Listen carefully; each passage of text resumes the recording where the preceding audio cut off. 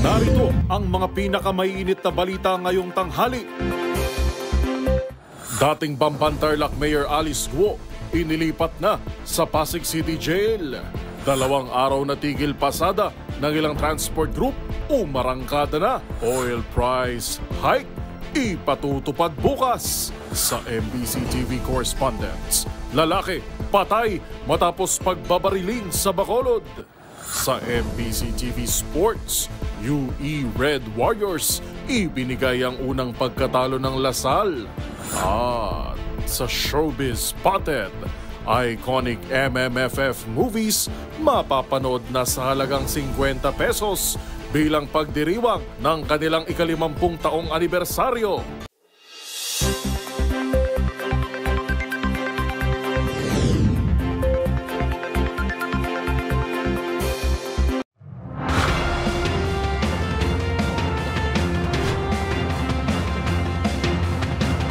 Bawat balita, makabuluhan.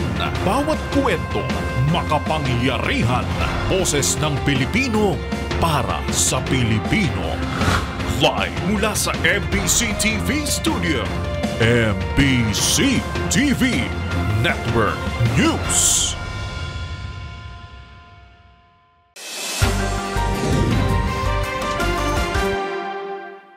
Pilipinas, una sa ating mga balita.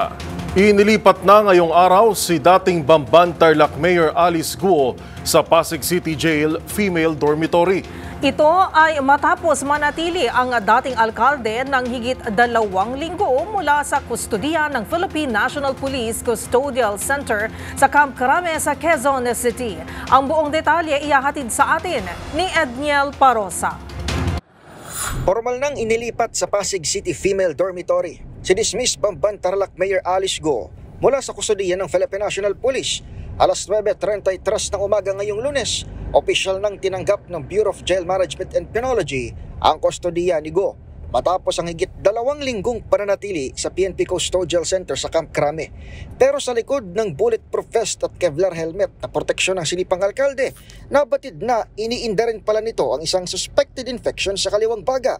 Ayon kay PNP spokesperson, Police Colonel Jean Fajardo, ito ang lumitaw sa medical exam kay Guo sa PNP General Hospital bago ang transfer sa Pasig City Jail. This morning ay na-refer na rin po yung warrant of arrest as a matter of procedure. So based doon sa doktor po ng PNP General Hospital na probably from Friday and over the course of the weekend baka nag-develop ng possible infection yung kanyang lungs.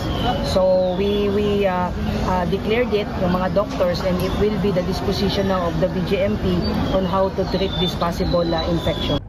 Bilang pag-iingat, sinabi ni BJMP spokesperson, Jail Superintendent J. Rex Pustinera, na ihiwalay si Guo ng isolation cell kasama ng 3 pagaling na umano sa tuberculosis. Isasalang din ang dating opisyal sa confirmatory test na pangungunahan ng BJMP na mayroon umanong sariling infectious disease expert at isang general physician.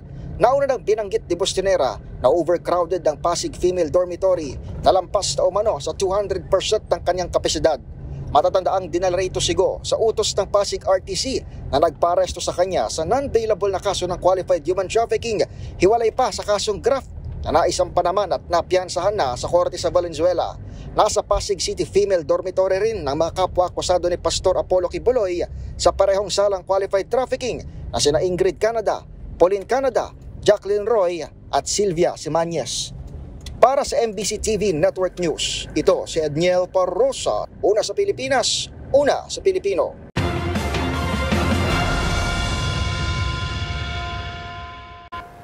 Sa iba pang balita, bilang pagtutol pa rin ng mga tsuper at operators sa PTMP Modernization Program ng pamahalaan, muling nagkasa ng nationwide transport strike ang iba't ibang transport groups sa NCR at mga probinsya sa bansa. Narito ang report ni Jackie Resio. Umarangkada ngayong araw ng Lunes ang 2 araw na nationwide tigil pasada ng mga transport group bilang pagtutol pa rin sa POV Modernization Program. Ayon kay Piston President Modi Floranda, nakatakda silang magsagawa ng protesta sa iba't ibang lugar sa National Capital Region at ibang mga probinsya sa bansa.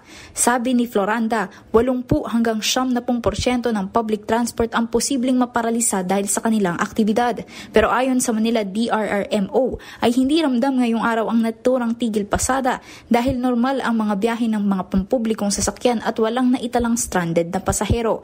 Gayunpaman, patuloy na nakaantabay ang MDRRMO at Manila Police District sa mga pagkilos ng mga grupo hanggang mamayang hapon. Nagpakalat din ng halos 100 bus ang lokal na pamahalaan ng Quezon City para magbigay ng libreng sakay sa mga pasaherong apektado rin ng tigil pasada. Una na rito ay nagkansila na ng face-to-face classes ang ilang paaralan sa Metro Manila gaya ng Adamson University, Arellano University, Centro Escolar University, Colegio de San Juan de Letran, De La Salle College of St. Benilde, Don Bosco Technical College, FEU, Lyceum, Mapua sa parehong Makati at Intramuros Campus, St. Paul University Manila, Trinity University of Asia, University of Perpetual Help Las Piñas at University of Santo Tomas. Para sa MBC TV Network News, ito si Jackie Resio, una sa Pilipinas, una sa Pilipino.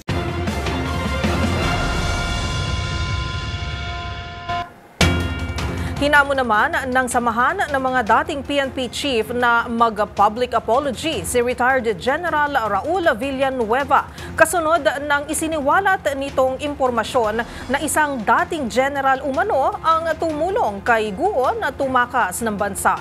Ayon sa isang dating opisyal ng PNP, nakasisira umano ito ng dangal ng mga dating hepe. Ang akusasyong ito lalo na kung hindi mapatunayan. Ang buong detalye sa ulat ni Kyle Bulyas. Dapat mag-public apology si retired General Raul Villanueva kung hindi siya makapaglalatag ng sapat na ebidensya tungkol sa kanyang isiniwalat sa nakaraang pagdinig ng Senado sa issue ni dismissed Bamban Tarlac Mayor Alice Guo. Ito ang sinabi sa DZRH ni dating Philippine National Police Chief Nicanor Bartolome kaugnay ng pahayag ni Villanueva na isang dating hepe ng pambansang pulisya ang umano'y tumulong kay Guo para makaalis ng Pilipinas. Meron pa kasing kadugtong na Senate investigation at malamang doon ay tatanungin pa rin siya kung sino itong sinasabi niya. Dapat ipaliwanag niya, sabihin na niya. At kapag hindi niya ito masubstantiate, dapat ay magpahayag siya ng isang public apology para naman maklear yung mga pangalan ng mga walang kinalaman sa usaping ito. Sabi pa ni Bartolome, nakasisira ng dangal ng mga dating hepe ng PNP ang malisyosong akusasyon ni Villanueva, lalo't inamin nitong raw at unverified ang kanyang pahayag. Kaugnay nito, kapag hindi umano napatunayan ni Villanueva ang kanyang statement, pag-aaralan ng Council of Chiefs kung anong maaaring maging legal na aksyon nila laban kay Villanueva. Para sa MBC TV Network News, ito si Kyle Bulyas, una sa Pilipinas, una sa Pilipino.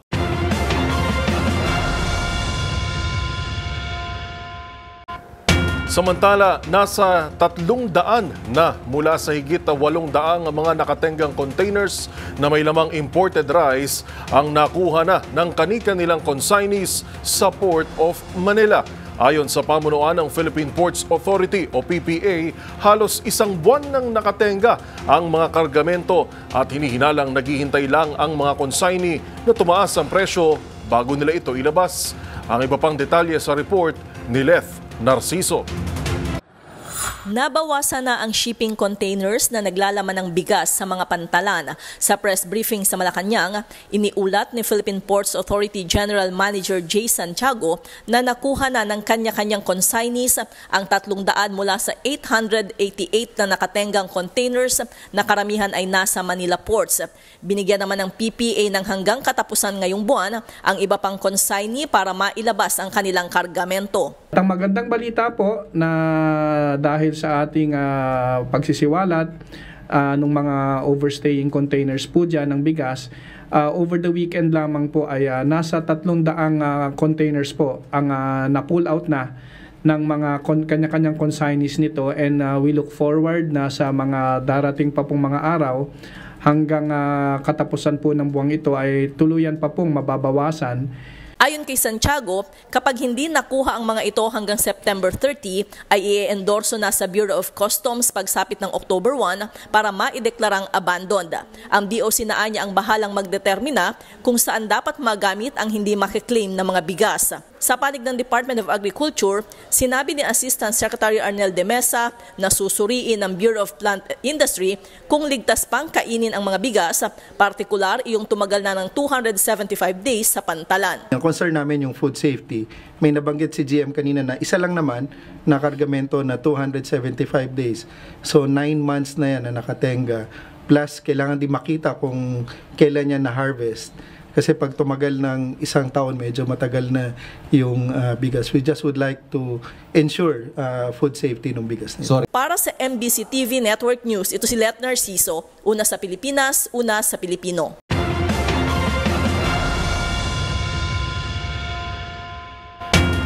Bad news sa mga motorista. Matapos ang sunod-sunod na rollback, magpapatupad ng taas presyo ang mga kumpanya ng langis bukas. Sa magkakahiwalay na abiso, 1 peso and 10 centavos ang increase sa kada litro ng gasolina, habang 20 centavos sa diesel. Habang wala namang magiging paggalaw ng presyo sa kerosene. Una rito kasi sinabi ng Oil Industry Management Bureau ng DOE na bunsod ito ng iba't ibang geopolitical tensions.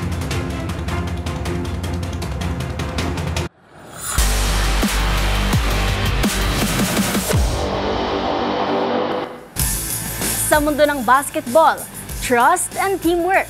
Yan ang ipinakita ng UE Red Warriors para tuluyang matuldukan ang perfect run ng LaSalle Green Archers sa elimination round ng UAAP Season 87 Men's Basketball. Tinalo ng UE ang LaSalle in a close final period. Ang naging tapatan ng dalawang team tutukan sa report na ito.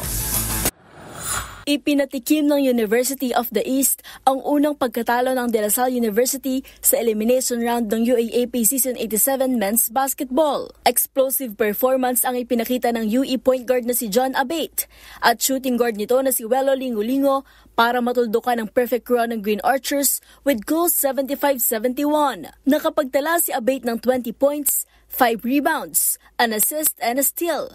Habang 18 points, 3 rebounds, 1 assist, and a steal naman ang naitala ni Lingo-Lingo para sa Red Warriors. It's a great honor to just play a team that has that type of status, but we also have status too. We came to represent ourselves, at the end of the day it's just another team, it's 5-on-5. We're going to compete and execute to the best that we can every given night against any team. I just want to give a shout out to the UE community for cheering us on and motivating us and giving credit to my teammates for executing the way that we needed to. Maganda ang naging simula ng UE matapos ma-outscore ang Taft Bay squad sa first quarter with huge 28-11. Bagamat nakahabol ang Green Archers, tinapos ng UE ang first half still having the 42-38 advantage. Nagkaroon sana ng tsansa ang Topix Robinson-led squad na mabaliktad ang storya o mapuwersa ang overtime with 73-71. Ngunit pumalya si Kevin Kiambao sa 15-foot line at tuluyan ng sinelyohan ni Abate ang panalo matapos ang successful free throws. Dahil dito, umangal sa tuto ang standing ng UE at susubukang makuha ang ikatlong sunod na panalo sa laban kontra National University sa Sabado, habang tied naman ang Green Archers sa University of Santo Tomas sa second place with 3-1 record at susubukang mag-bounce back sa laban kontra winless Far Eastern University.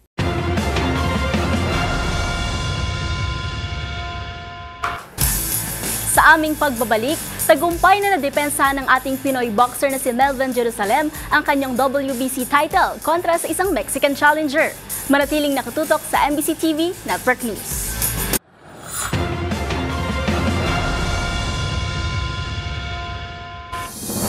Narito pa ang mga balitang dapat niyong abangan. Mataas na opisyal na pumigil kay dating Mayor Mabilog na pumunta sa krame, tinukoy na. Dating Vice President Leni Robredo, iginiit na hindi usapang politika ang pagbisita ni Vice President Sara Duterte. Sa MBC TV Sports, Melvin Jerusalem matagumpay na nadepensa ng WBC title nito kontra sa isang Mexican challenger. At sa Showbiz Spotted, iconic MMFF movies mapapanood sa halagang 50 pesos bilang pagdiriwang ng kanilang 50th anniversary. Lahat ng yan sa pagbabalik ng MBC TV Network News.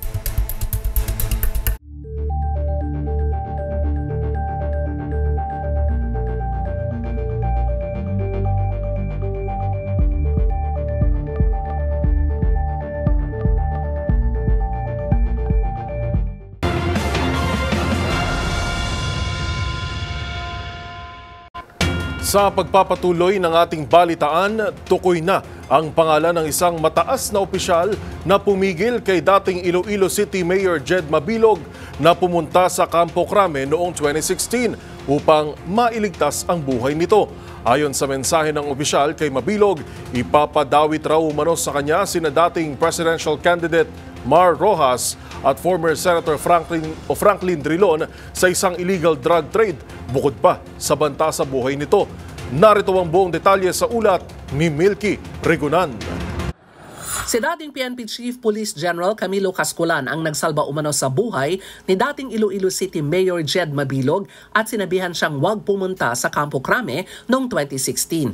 Ayon kay Manila Representative Benny Abante, Chairman ng House Committee on Human Rights at isa sa co-chair ng Quad Committee, itong ibinulgar sa kanila ni Mabilog. Matatandaan sa testimonya ni Mabilog sa nakaraang Quadcom hearing, sinabi nito na ilang beses tumawag at nag-text sa kanya ang isang opisyal ng PNP. Sa mensahe nito kay Mabilog, huwag pupunta ng Crame dahil ipapadawit umano sa kanya si noon ay dating presidential candidate Mar Rojas at dating Senator Franklin Drilon sa illegal drug trade bukod sa nanganganib ang kanyang buhay. Sabi ni Abante, makatutulong sana na patunayan ito ni Casculan pero namatay na ang naturang opisyal noong nakaraang taon. Dagdag ni Abante, muling haharap sa Quadcom hearing si Mabilog sa araw ng Biyernes at sa sentro sa extrajudicial killings at illegal drugs ang pagdinig. Nagkumpirma na rin si Davao City Representative Paulo Duterte na dadalo sa Quadcom hearing para tanungin ang ilang resource persons dahil nadadawit ang pangalan ng kanyang ama sa isyu ng EJK at illegal drugs. Para sa MBC TV Network News, ako si Milky Regunan, una sa Pilipinas, una sa Pilipino.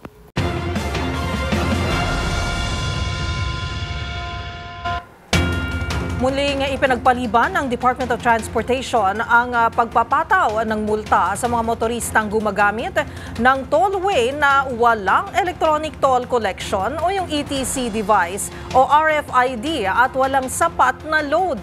Ayon kay DOTR Yusek Andy Ortega, hindi muna nila ipatutupad ngayong Oktubre ang pagpapataw ng penalty at sa halip ay sa Enero sa taong 2025 pa ito magiging epektibo. Ito ay para bigyan daan ang thorough review sa Joint Memorandum Circular o JMC o ang revised guidelines for all vehicles on toll expressways na nilagdaan ng DOTR, TRB at LTO noong August 1. Ito po i-extend natin.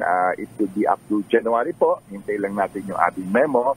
But definitely tuloy-tuloy yung pag-remind natin sa ating mga motorista.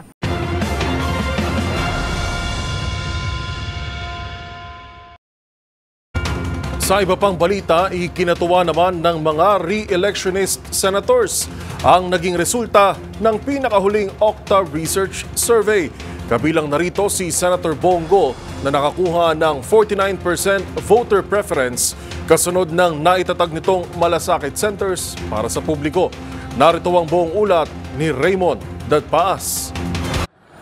Lubos ang pasasalamat ng tatlong re-electionist senators at pasok sila sa winning circle sa pinakauling survey ng Octa Research Group. Ayon kay Senador Christopher Bongo na nakakuha ng 49% voter preference at tabla sa ikatlo hanggang ika-6 na pwesto, pagkilala ito sa kanyang serbisyo para sa ating mga mahirap na mga kababayan. Kasunod ito ng mga naitatag ng malasakit centers na pinakikinabangan. Ganon din ang dumadami pang mga super health centers na itinatayo sa iba't ibang mga munisipyo at lungsod. Si Go ay kasama sa official candidate ng PDP laban sa 2025 election at inendorso ni dating Pangulong Rodrigo Duterte. Nagpasalamat din si Senador Ramon Bong Revilla Jr. sa patuloy na pagtitiwala sa kanya ng ating mga kababayan dahil siya ay pang-anim sa pinakauling Octa Research Survey na may 44% voter preference. Siya ang official candidate ng Lakas CMD sa 2025. 5 mga batas ang ipinagmamalaki ni Revilla na kanyang isinulong ngayong Kongreso. Kasama na dito ang Kabalikat sa Pagtuturo Act at Expanded Centenarian Acts para sa mga seniors. Malinis at tapat na panunungkulan naman ang pangako ni Senador Lito Lapid kung papalarin muli siya sa 2025. Siya ay pang-11 sa Okta Research Survey na may 33% voter preference. Isinagawa ang survey mula August 28 hanggang September 2 na may 1,200 respondents. Kabilang sa top 12 sa survey sina Congressman Erwin Tulfo, Ben Tulfo, dating Senate President Tito Soto, dating Senador Ping Lacson, Senador Pia Cayetano, Senador Francis Tol Tolentino, dating Senador Manny Pacquiao at Senador Amy Marcos. Para sa MBC TV Network News, ito si Raymond Dadpaz, una sa Pilipinas, una sa Pilipino.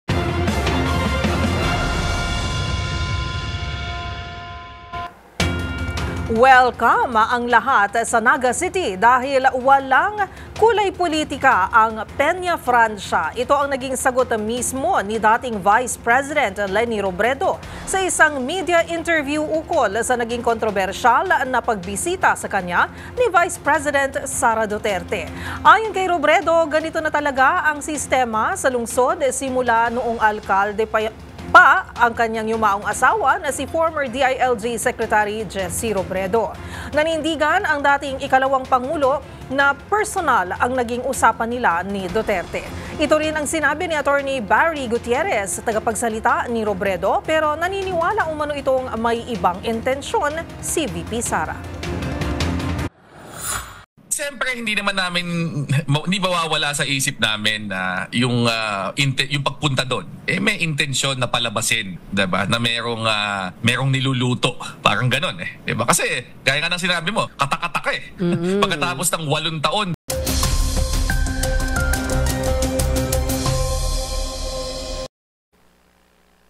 Happy Monday, Pilipinas! Pansamantala tayong pumasok sa monsoon break kasunod ng paghina ng bugso ng hanging habagat.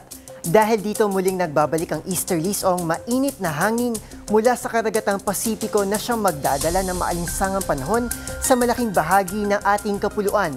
Dito nga sa Luzon, mainit at bahagyang maulap na kalangitan ang mararanasan na may tsansa lamang ng isolated rain showers sa hapon at sa gabi. Ang maximum temperatures natin ay maglalaro mula 31 to 32 degrees Celsius sa Tuguegarao, sa Lawag at maging dito sa Metro Manila. Habang fair weather condition din ang umiiral ngayon sa Visayas at Mindanao, bagamat mas mataas ang tsansa ng ulan sa Bicol Region, Eastern Visayas, Caraga at Davao Region, bunsod po yan ng easterlies. Samantala, wala tayong binabantayan na anumang sama ng panahon sa loob at labas ng Philippine Area of Responsibility. Batay sa pagtaya ng Weather Bureau, posibleng may mabuo na low pressure area sa northern at northwestern side ng Luzon for this week, pero sa ngayon, mababa ang tsansa na ito ay mangyari. Para naman sa ating 3-day weather forecast, fair weather condition ang aasahan sa buong bansa, liban na lang sa tsansa ng isolated rains at thunderstorms. Ang temperatura dito sa Metro Manila maglalaro mula 25 to 32 degrees Celsius hanggang sa Huwebes. Para sa MBC TV Network News, ito si Arnold Herrera. Una sa Pilipinas, una sa Pilipino.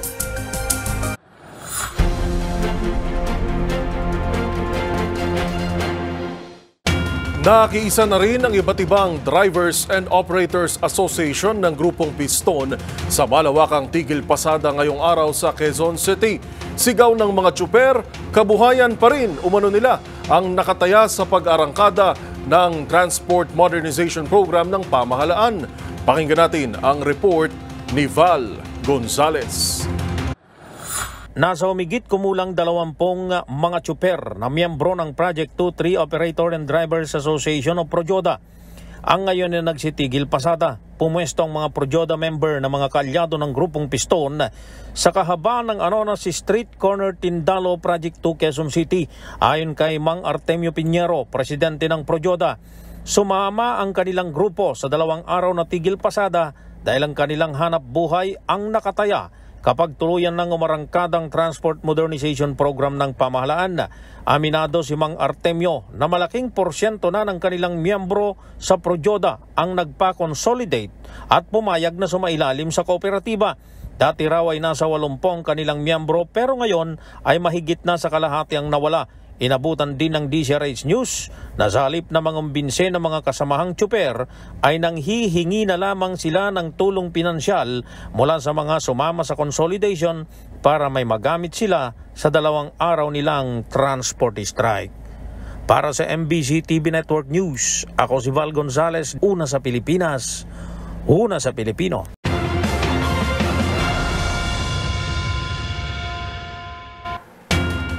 Samantala, abiso naman para sa mga consumer ng tubig sa National Capital Region o NCR.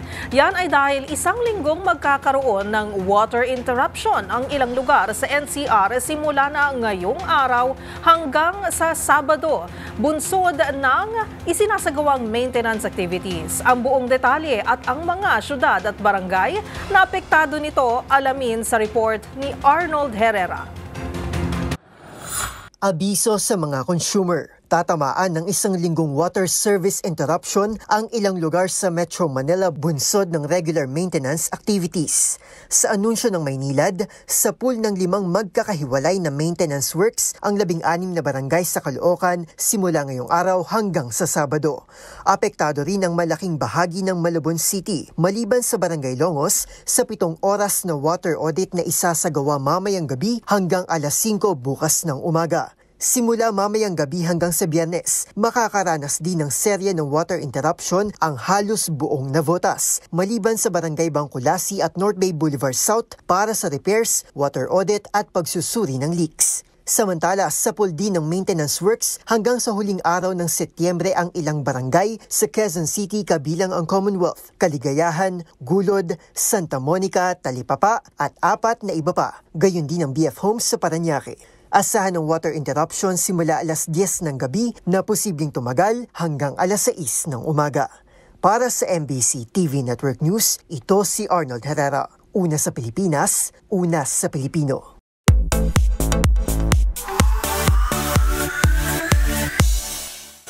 Sinesigla sa 50. Yan ang inilunsad ng pamunuan ng Metro Manila Film Festival o MMFF bago ang inaabangang Film Fest sa Disyembre, kung saan muling mapapanood sa big screen ang mga iconic at memorable film na bumida sa nakalipas na 5 dekadang kasaysayan ng MMFF.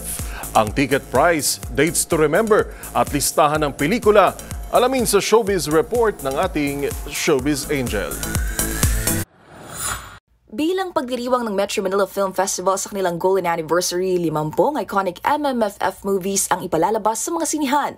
Ang binamagatang Sinesigla sa 50 aarangkada mula September 25 hanggang October 15. Sa halagang 50 pesos, maaaring balikan ang kwento ng ilang pelikulang naging bahagi ng 5 dekadang kasaysayan ng MMFF mula drama, comedy, action, horror, romance, historical o fantasy genre. Kabilang nga sa mga yan ay ang mano po, Crying Ladies, Ang Panday, Himala, Sunday Beauty Queen, Jose Rizal, Shake, Rattle and Roll, Die Beautiful at Tanging Yaman. Kung saan ang ilan sa mga ito ay sumailalim pa raw sa proseso ng restoration, quality enhancements at remastering.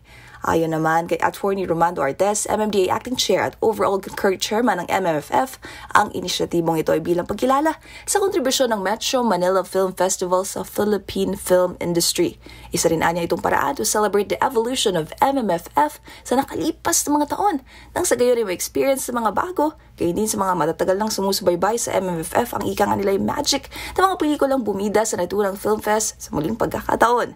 At syempre, bilang period sa taon ng MMFF tuwing Disyembre, layon din itong mahikayat ang mga audience na bumalik sa panonood sa mga sinihan. Para sa DZRH TV, ito po ang Showbiz Angel, Angelica Cosme. Una sa Pilipinas, una sa Pilipino.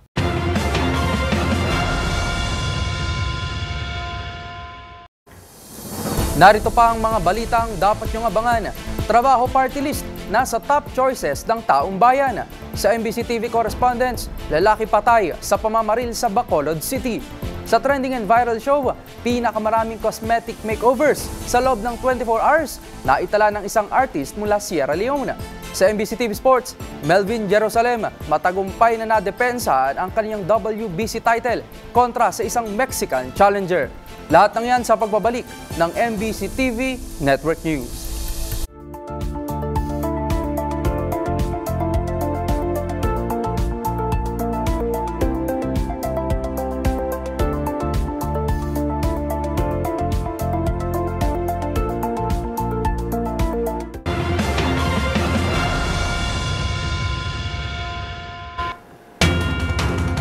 Napabilang ang trabaho party list sa mga nangungunang party list na sinusuportahan ng taong bayan. Ito ang lumabas sa isang survey kasabay ng mga paghahanda para sa paparating na 2025 elections. Narito ang buong ulat ni Edniel Parosa. Sa gitna ng patuloy na panawagan para sa mas mataas na sahod at karagdagang benepisyo, ang trabaho party list ay kinikilala bilang isa sa mga pangunahing pagpipilian ng taong bayan. Batay sa survey na isinagawa mula June 23 hanggang Hulyo 1, kasamang trabaho party list sa higit 20 party list groups na tumatanggap ng malakas na suporta mula sa mga botante bilang paghahamda sa darating na halalan sa 2025. Ang trabaho party list ay nasa ika-21 pwesto sa survey na may tinatayang 1 milyong Pilipinong taga-suporta sa kanilang advokasya para sa siguradong trabaho at kabuhayan. Higit sa pagtaas ng sahod, layunin ng trabaho party list na mapahusay ang kalidad ng pamumuhay ng mga manggagawa sa pamamagitan ng iba't ibang non-wage benefits. Ayon sa grupo, hindi sapat na umasa lamang sa wage increase upang masigurong matugunan ang pang-araw-araw na pangangailangan ng bawat pamilya. Bilang pangmatagalang solusyon, binigyang diin ng trabaho party list ang kahalagahan ng pagpapalakas sa ekonomiya, pagikayap ng mas maraming investor at pagsanay sa mga skilled worker. Dagdag pa rito, binigyang diin ng trabaho party list sa Kongreso ang pagsulong ng mga batas sa pagbibigay ng maraming benepisyo para sa mga manggagawang Pilipino. Para sa MBC TV and Network News, ito si Edniel Parosa. Una sa Pilipinas, una sa Pilipino.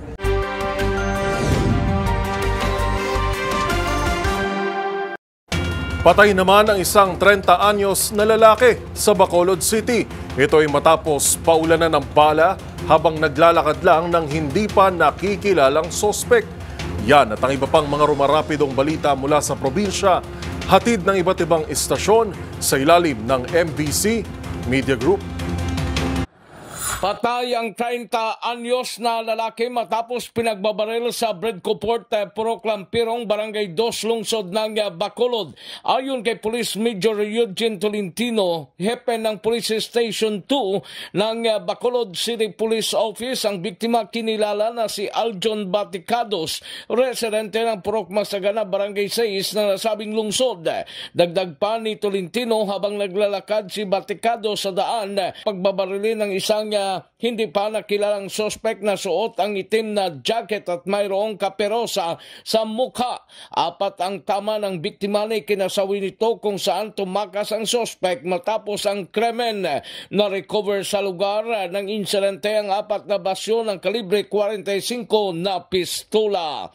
Para sa MBC TV Network News, ito si Rex Cantong, una sa Pilipinas, una sa Pilipino. Labis ang pag-aalala ng maraming magsasaka ng palay, hindi lamang sa tinaguriang Rice Granary of the Philippines ang Nueva Ecija, maging ang mga karatig lalawigan dito sa Central Luzon.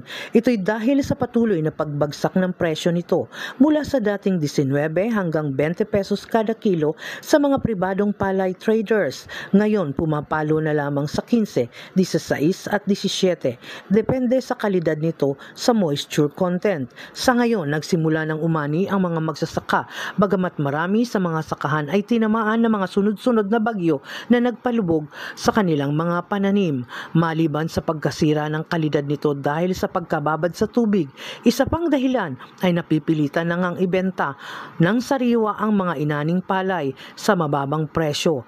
Hindi magawang makapagbilad ng palay dahil hindi pa rin sumisikat ng maayos ang araw at sa mga nakalipas na mga linggo. Dahil sa pag-uulan ay napipilitang maibenta na lang ng mga ito ang kanilang mga inaning palay. Pahirapan ang pagpapatuyo ng palay. Kaya naman maganda ang alok ng NFA dito sa Nueva Ecija. Nananatili pa rin sa 21 to 23 pesos kada kilo, depende sa moisture content nito. At ang maganda pa rito, nagpaparenta sila ng mechanical dryer para sa mga magsasaka dito nga sa Nueva Ecija para makapagpatuyo ng maayos sa kanilang mga inaning palay. Ayon kay Danilo Bolos, Farmer Leader Cooperative, pangamba pa nila sa oras na pumasok sa merkado ang matagal nang nakatenga ng mga tonelaladang imported rice sa pier ay Ipangtatapat pa ito sa kasagsagan sa ani naman ng mga local farmers. Ito ang pangamba ng maraming magsasaka. Tiyak daw na babagsak at paglalaroan na naman silang mga magsasaka. Sa ngayon, naglalaro ang presyo ng bigas sa 48 kada kilo sa magagandang uri ng bigas. Pero mayroon pa rin namang 45 pesos, kaya lamang pagtitiisan natin ang kalidad nito. Para sa MBC TV Network News, ito si RH25, Grace Vera Sansano. Una sa Pilipinas, una sa Pilipino. Matagumpay na nakumpiska ng PNP sa Buong Central Luzon ang nasa 1.4 milyong piso mahigit na halaga ng droga sa loob ito ng isang linggong ikinasang drug operation mula September 16 hanggang 22, 2024. Sa Shabu, nakumpiska ang 219.968 na gramo ng Shabu, habang sa marijuana ay 65.922 gramo na may kabuang halaga ito na 1,491,834 pesos. Sa 72 ikinasang drug operation, 141 drug suspect naman ang nadakip na pawang gumagamit ang mga ito at nagtutulak ng ipinagbabawal na droga. Ang mga naaresto ay pawang mga nakakulong na matapos kasuhan ito ng paglabag sa RA 9165 o Comprehensive Dangerous Drug Act of 2002. Samantala, pinuri naman ni Regional Director Brigadier General Jose Hidalgo Jr. ang kapulisan sa Buong Central Luzon dahil sa masidhi nilang pagtugis at pag-aresto sa mga sangkot sa illegal na droga at matagumpay na rin na pagkakasamsam ng napakalaking halaga ng droga. Para sa MBC TV Network News, ito si RH37 Danny Kubilang, una sa Pilipinas, una sa Pilipino.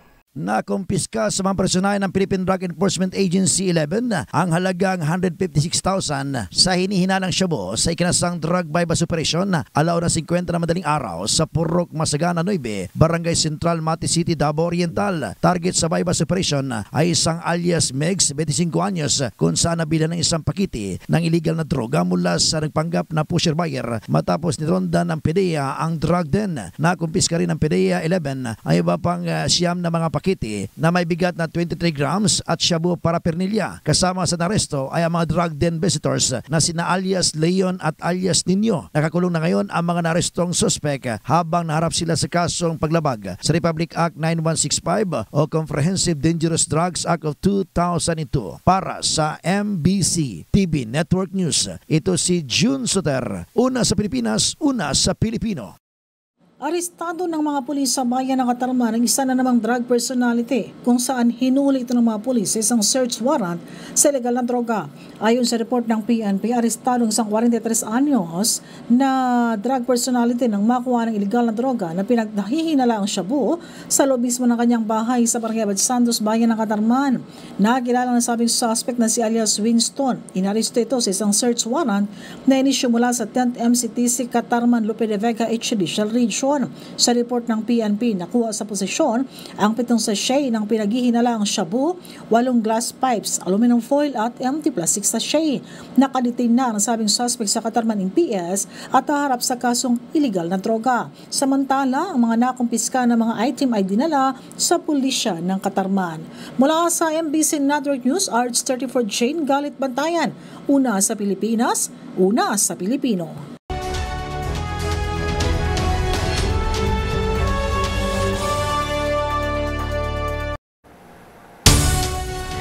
Makeup-a-thon. Binasag ng isang 26-year-old mula bansang Sierra Leone ang 19 long-standing years na world record sa pag-makeup. At hindi lang yan dahil na-beat din ito ang kanyang personal target nang walang kain ni mismong o maski pala ligo para sa isang buong araw na record attempt.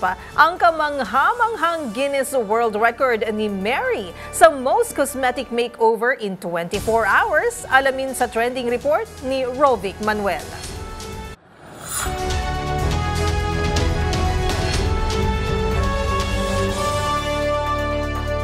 Nagtipon-tipon ang Freetown ng Sierra Leone para saksihan ang Guinness World Record attempt ni Mary Yongay sa most cosmetic makeovers in 24 hours. Nakapagtala lang naman si Mary ng 111 makeovers sa loob ng isang araw. Hindi lamang nito nabasag ang previous world record na 96 ni Marta Tilaar ng Indonesia noong 2005, kundi nalagpasan pa nito ang kaniyang personal target na 100 makeovers. Ayon kay Mary, nakakuha nito ang world record ng walang kain ni Miss Kiligo at nasa 20 minuto lamang na pahinga para matapos ang naturang challenge. Aniya, tanging gabay lamang mula sa itaas ang kaniyang naging sandigan. At true enough, dahil tila hindi rin makapaniwala si Mary matapos niyang makuha ang world record na ito.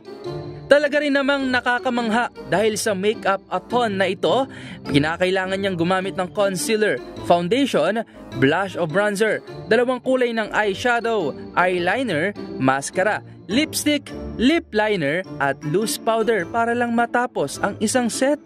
Ito na rin ang ikalawang Guinness World Record na naitala ng Sierra Leone matapos makuha ang kauna-unahang largest samba dance noong 2012. Para sa MBC TV Network News, ito si Rovic Manuel, una sa Pilipinas, una sa Pilipino.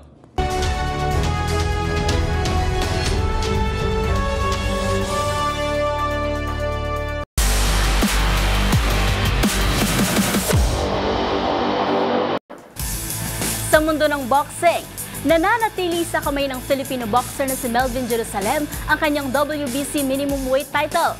Yan ay matapos itong talunin ng Mexican challenger na si Luis Castillo via unanimous decision. Ang mga detalye sa report na ito.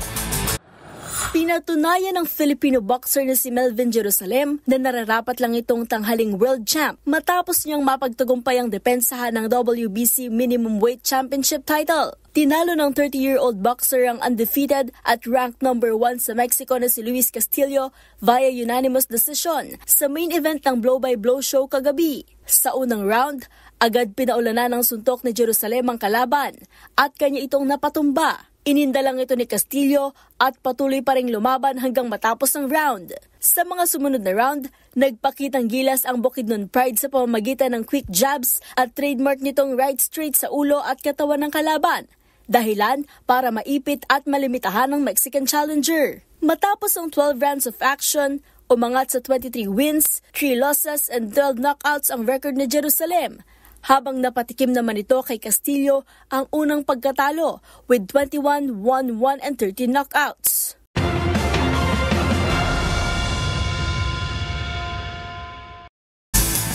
At yun ang mga latest updates sa mundo ng sports. Para sa MBC TV Network News, ito si Mili Borja, una sa Pilipinas, una sa Pilipino. Balik sa inyo, Ms. Karen Newell. Maraming salamat, Matchpoint Mili. At iyan ng mga nakalap naming balita ngayong araw ng Lunes. At bago tayo magtapos, mayroon na lamang po tayong 73 araw, 93 days, bago ang araw ng Pasko. Ito po si Yuel Reyes. At ako naman po si Karen Oyong. Magkita-kita tayong muli bukas, araw ng Martes, para sa mga balitang makabuluhan, mga kwentong makapangyarihan. Hatid ang boses ng Pilipino para sa Pilipino. Ito ang MBC TV Network News. Una sa Pilipinas, una sa Pilipino.